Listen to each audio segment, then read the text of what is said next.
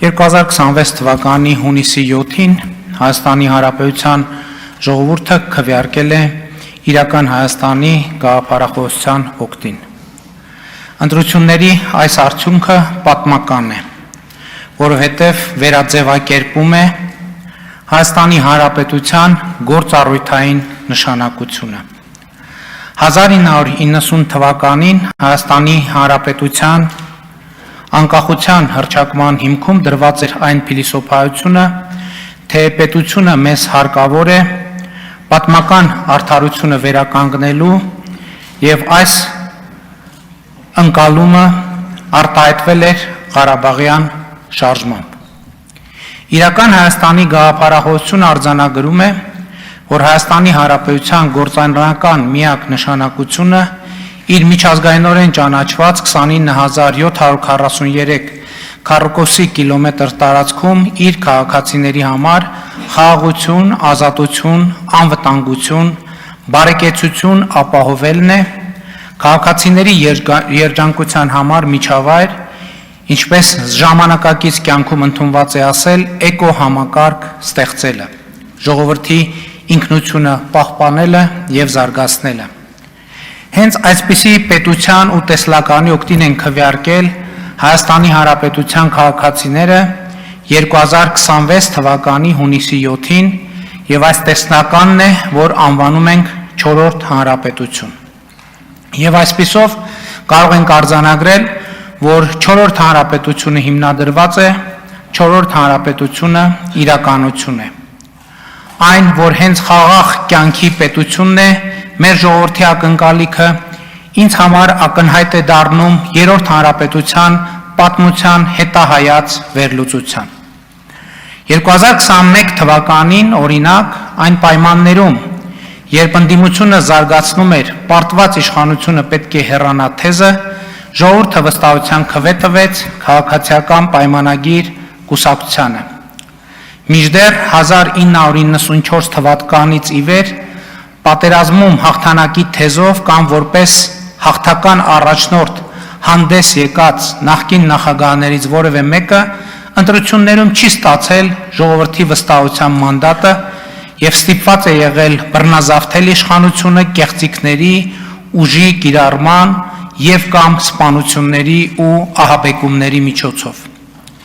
Այդպիսի մի փորձ էր, որ 2018 թվականին պսակվեց հեղափոխությամբ։ Այս ամենը մեկ բանի նշան է, որ մեր ժողովուրդը շատ ավելի վաղ է գլխի ընկել, որ Ղարաբաղյան հակամարտությունը թակարդ է եւ առանց այս փաստի հետ առերեսվելու հնարավոր չէ ունենալ իրապես անկախ պետություն, որտեղ կարելի լինի ազատ, անվտանգ եւ բարեկեցիկ կյանքը։ Այնուամենայնիվ, ինչպես հաճախ պատահել է մեր պատմության մեջ, ժողովրդի այս ձգտումները քաղաքական ձևակերպում չեն ստացել, որովհետև մեր պատմական ավանդույթը հոգևոր քաղաքական վերնախավերից ժողովրդին գաղափարներ պարտադրելն է եւ ոչ թե ժողովրդի ցանկություններից ու ձգտումներից քաղաքական գաղափարներ ու հայացքներ դուրս բերելը եւ այս ավանդույթը շարունակվել է մինչեւ 2018 թվականի ժողովրդական ոչ բռնի թավշյա հեղափոխությունը։ Հեղափոխության առանցքային արդյունքը պիտի լիներ այն, որ քաղաքականությունների ու քաղաքական հայեցակարգերի ձևավորման վրա ժողովրդի ազդեցությունը մեծանար։ Այս երևույթը նախ ինտուիտիվ արտահայտություններ գտավ, ապա եւ ավելի ու ավելի հաստատուն եւ համակարգված տեսք ստացավ եւ այսօր այստեղ տեղի ունեցողը հենց դրա արտահայտությունն է։ Եվ հետևաբար ինձ համար մեծ պատիվ է ազգային ժողովից ներկայացնել կառավարության 2026-2031 թվականների ծրագիրը, որով թևակողում ենք 4-րդ հանրապետություն։ Ինձ համար մեծ պատիվ է ներկայացնել կառավարության ծրագիրը, որը հիմնված է իրական Հայաստանի գաղափարախոսության վրա։ Ինձ համար մեծ պատիվ է կառավարության ծրագրի ներկայացման այս առիթով վերահաստատել իմ կառավարության եւ կառավարող մեծամասնության նվիրվածությունը 2018 թվականի ժողովրդական ոչ բռնի թավշյա հեղափոխության օրակարգին, որը 2026-2031 թվականներին պետք է հասնի իր լրումին։ Իսկ որն է հեղափոխության օրակարգը։ Արդարության միջավայրի հաստատումը, անպատժելիության և օլիգարխիայի բացառումը, ապօրինի ձեռք բերված գույքի վերադարձը պետությանը և ժողովրդին, հանրային լայն հնչեղության հանցագործությունների բացահայտումը և մեղավորներին պատասխանատվության կանչելը, կոռուպցիայից զերծ պետության հաստատումը, ժողովրդավարական ինստիտուտների զարգացումը, թափանցիկ և մասնակցային կառավարումը։ Այս բոլոր ուղղություններով 2018 թվականից ի վեր Հայաստանում էական զարգացումներ են տեղի ունեցել, բայց այնուամենայնիվ այդ օրակարգը անկատար է մնացել երկու հիմնական պատճառով։ Պատճառներից մեկն այն է, որ COVID-ի համաճարակից ի վեր Հայաստանի ղեկավարումը ստանձնած հեղափոխական թիմը ստիպված է եղել զբաղվել ճգնաժամային կառավարմամբ, և նրա ուշադրության և էներգիայի մեծ մասը կենտրոնացած են եղել հենց ճգնաժամային օրակարգերի վրա։ Երկրորդ և ոչ պակաս կարևոր պատճառը արտաքին և ներքին զարտուղի ազդեցություններն են մեր երկրի ինստիտուտների և նրանց գործունեության վրա։ Բայց ի հեճուկս այս ամենի մենք ի վիճակի ենք եղել իրականացնել ինստիտուցիոնալ բարեփոխումներ, որոնք վստահություն են տալիս, որ ի վերջո հեղափոխության կիսատ մնացած օրակարգը լրումին կհասնի, որովհետև այդ օրակարգի իրացումը ընթանում է ամբողջ ծավալով, այսօր է ընթանում։ Ապօրինի կերպով ձեռք բերված գույքի վերադարձի համակարգը արդեն իսկ գործում է լիարժեք կերպով։ Պետական և համայնքային շահերի պաշտպանության համակարգին զուգահեռ